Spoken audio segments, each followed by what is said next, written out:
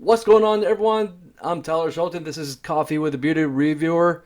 And today, folks, I'm finally going to give you my personal thoughts about the season 2 finale of The Mandalorian.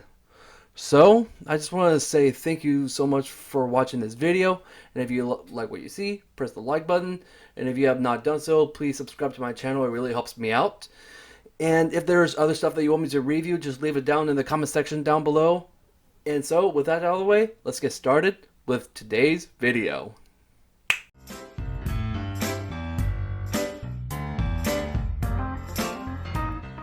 So, I just want to let you all know that, as you all know at this point, that I'm diagnosed autistic. And I just want to tell you that I've been going through a lot of stuff in my life. And as you can tell, I am happily married. I have a wonderful daughter. I have a fantastic home where I get to do this stuff. And I'm just using my own story to tell you that there's always an upside for being autistic. Either if you know someone or you yourself is autistic, there's always a good thing about being autistic. Being autistic is not a disability, but it's a privilege. So, again, thank you so much for watching this video. Let's get started with today's review. So, The Mandalorian Season 2 just wrapped up just this last Friday, and I just really have to say, oh my gosh, they really went there. I did not expect this to happen, but, well, okay, wait. I'm getting ahead of myself right now, because we will get to what I'm talking about when I got so excited, okay? So, we're just going to start off with just the fact that I really enjoyed the pilot of this series, and there were a couple just kind of like these filler episodes, such as like the story about the frog lady and her species are dying, and Grogu is eating some of her babies, and there's just like little segments that felt like that they were completely unnecessary.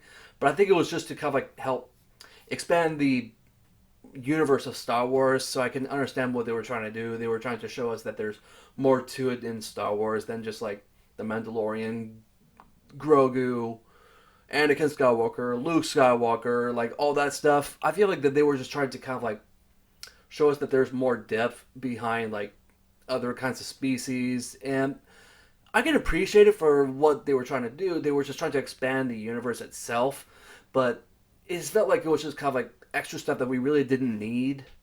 But I just really have to admit that I think that this is a almost flawless series that, like I said before, it just feels like it's just more kind of like nitpick stuff in this series. Like, the first season was fantastic, this one was fantastic, but overall, I feel like that the season 2 is probably a little bit more memorable than season 1. I think it's just because that, like, we had no idea what we were going to watch in this first season, but now that we already got season 1, we kind of know what's gonna go on in season 2. So we were kind of like adjusted into this universe where we're really following two characters, Mando, and we're also following Grogu, which you all, if you don't know this yet, but spoiler alert, Baby Yoda's name is Grogu. And one thing I just really love about his story is that the fact that he's actually the same age as Anakin Skywalker. So he's actually lived through the prequel series and the original series, but we never knew about him.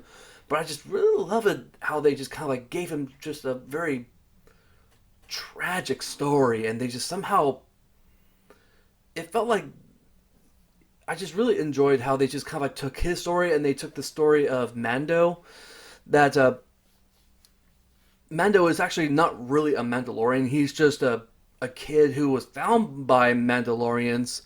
So like you're kind of seeing mirrored story, just almost kind of like mirrored stories between Grogu and Mando, because back in the Clone Wars, well, kind of like pre-Clone Wars, when it was at the time that it was actually the Trade Federation.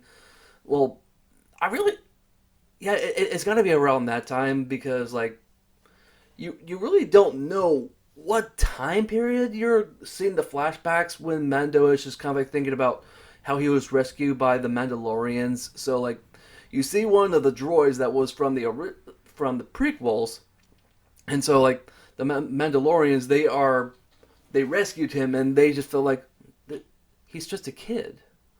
So they took him under his wing.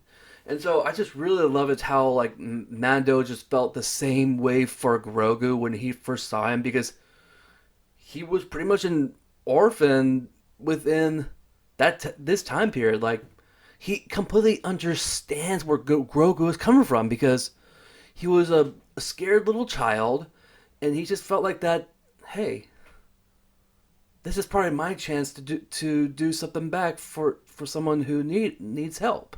So I just really like just the whole story behind these two characters. They kind of have like the same story, but just done a little bit differently. But I just really enjoyed it that we are kind of like seeing the connection between these two, and I just really like it that their friendship is keep on growing. And there are some good characters that I really enjoyed in season two, such as like the the sheriff in this town, where you actually see him wear Boba Fett's armor. Like it's not Boba Fett, but you're just seeing the guy who actually found Boba Fett's armor, and I thought he was a really great character. You're just seeing kind of like stuff outside of the world after the Death Star was destroyed. You're seeing kind of like how they all reacted to the whole thing. So it was just really nice that you got characters like him, and then you got Ahsoka Tano, and then you also got a few recurring characters such as like uh oh, I always forget his name, but the comedian, whatever his name is, he was in one episode in season one, and then he came back because he apparently used to be part of the bad guys, but I guess he defected from them, just like some of the characters from Rogue One. But I just really appreciate what they did. It really felt like that we were kind of like starting to see kind of like a Star Wars version of Guardians of the Galaxy. We were kind of like seeing like these different misfits in the galaxy. So I just really, really, really appreciate how they were having these people team up that they need to be right next to each other in order to save Grogu from the clutches of Moff Gideon, which I have to say a lot about the actor that plays Moff Gideon. He was so fantastic in Breaking Bad that I think he was just so perfectly portrayed by that actor for playing Moff Gideon. I really have no problem with the finale. I thought it was very well handled, but I do feel like that there was at least one missed opportunity. And we're going to get there very soon, okay? But all I have to say is that I just really like how they just kind of like had to be a little bit strategic how they're going to get inside of the ship where Grogu is being held captive. And I just really like how they just kind of like they kind of segued Boba Fett into his own spin-off show, which is actually going to be called The Book of Boba Fett, which is going to come out next year. So that was just kind of like the end story of Boba Fett along with the Mandalorian story. So I thought that was just a nice kickoff for Boba Fett now that we're going to get more of him in the future. And then we got the story about like some of the girls that we got to meet, like, such as like Bo-Katan, and I always forget some of their names, but they're kind of like odd names. But it was just an absolute fantastic ride that we get to see some people have a shining moment. And even Mando, oh my gosh, this was probably like the one episode that I think that Pedro Pascal has done his best in this episode, because I'm pretty sure just by just kind of like, especially at the very end when you really see his face, you can actually see real tears, which I absolutely enjoyed so much. But we'll get to that very soon. But I just really appreciate what they did with the characters of Mando and Grogu. That you see them just bond together, and when you see Mando take on Moff Gideon and you're seeing him wield that metal staff against the dark saber, that was the coolest thing I've ever seen. But I'm not that very familiar with the story about the dark saber, but all I know is that the dark saber was wielded by several Mandalorians who actually led the Mandalorians on Mandalore, and it used to be wielded by Darth Maul, which in this case that Darth Maul wielded it for a while, and he actually killed Obi-Wan's only love. So there's a little connection to Obi-Wan with it. So I'm really hoping that we're gonna get more of a connection with Obi-Wan and the dark saber, and maybe that is probably going to be like the little segue that's going to lead to the Obi-Wan series. And then, but now it got into the hands of Moff Gideon and Bo-Katan. She's trying to take that dark saber back because it's supposed to belong to her. That it was that very weapon that killed her sister. So this dark saber, it already has like this tragic story, but it's a very powerful weapon wielded by only Mandalorians. So it was really cool to see that now that Mando himself, he is the wielder of the dark saber because he actually defeated Moff Gideon. But the weird, I don't know, this is where it gets a little bit odd because in the animated show of the Clone Wars, you actually do see Bo-Katan wield the dark saber, and she gladly accepts it without fighting anyone. So like, okay, that can happen. So why can she not do it again in this situation? Because after Mando defeated Moff Gideon, he said, "I yield. Take it." And that's just kind of like a little nitpick, but it's still really cool now that Mando is actually the wielder of the Darksaber. So I'm really excited to see what he's going to do with that weapon in future seasons. But now I can now tell you the very moment that I just was completely nerding over. I just got a complete nerdgasm in this moment because right when you just hear this, and then all of a sudden you see in the background an X-wing, and it looks like that there was an R2 unit on the top, and I'm like, no, no, no, is it really him? Like, I was freaking out. And I had my wife right next to me, and I'm just going like, I'm just kind of like tapping her on the shoulder. I'm just freaking out.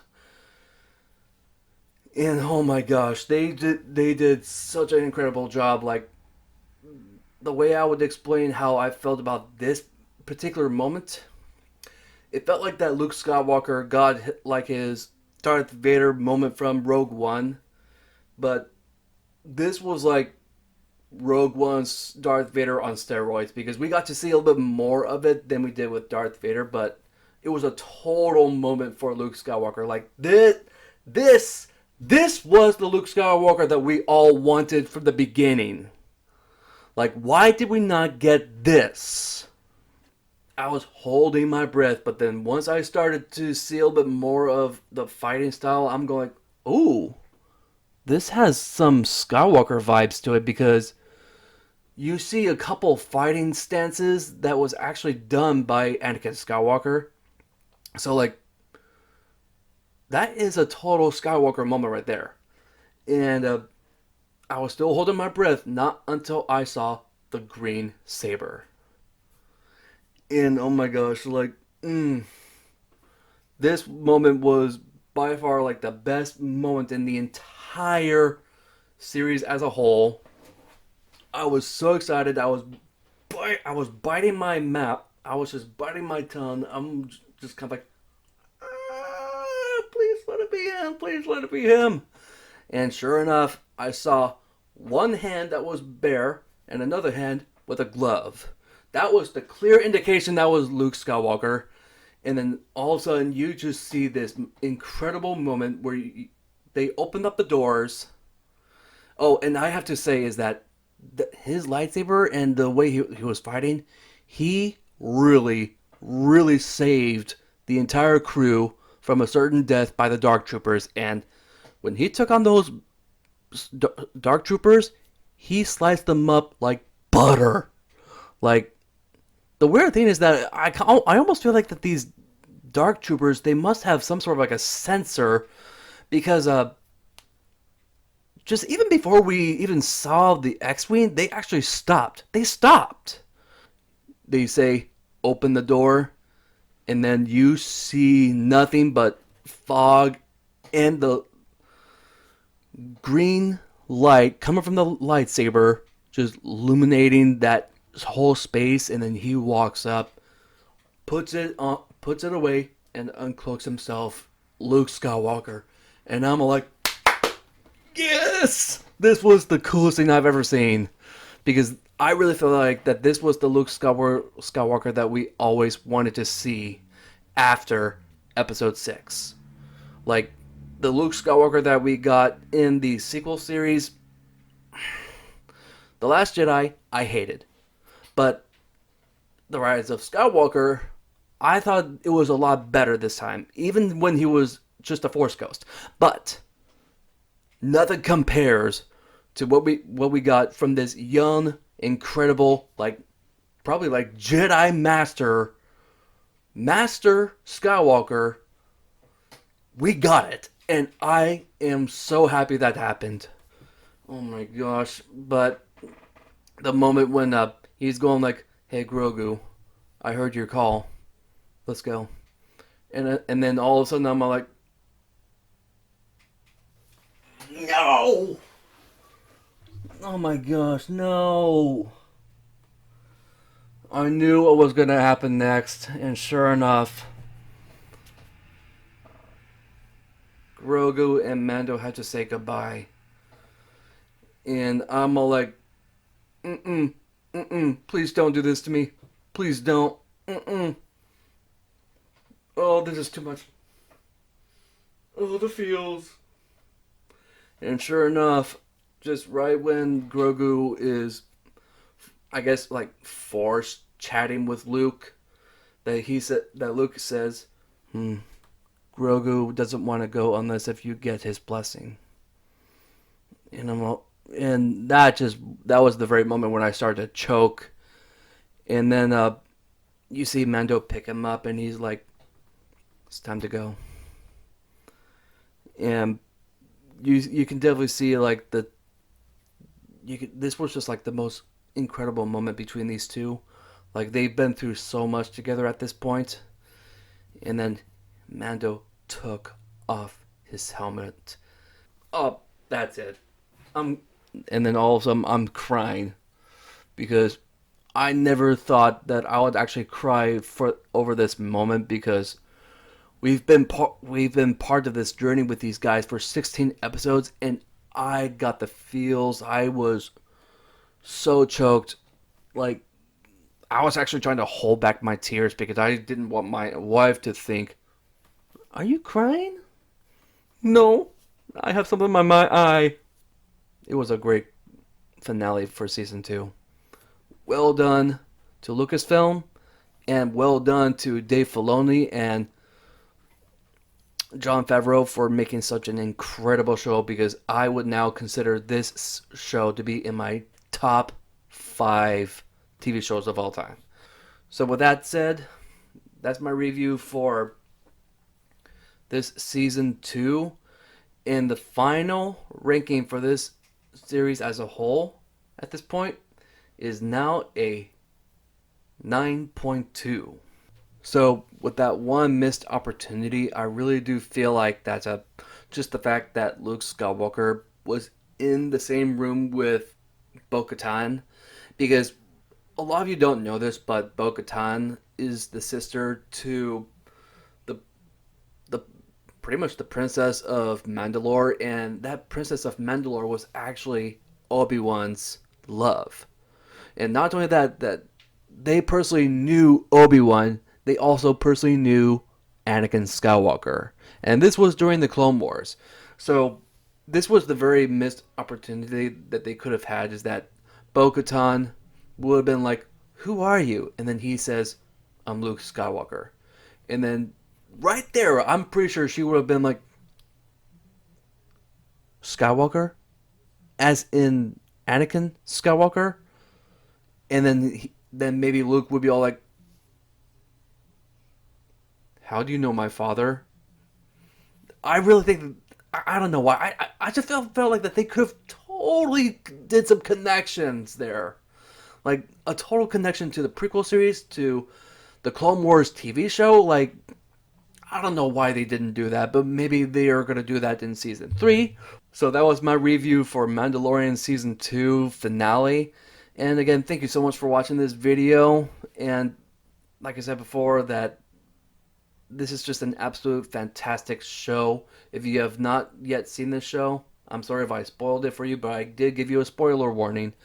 But if you don't care, go watch it. It's a fantastic, fun series. That this is the Star Wars that we actually really wanted from this sequel series, and I really hope that they take pointers from this show, because I will be happy if we get more stuff that is more like this. So, thank you so much for watching, and I will see you guys next time.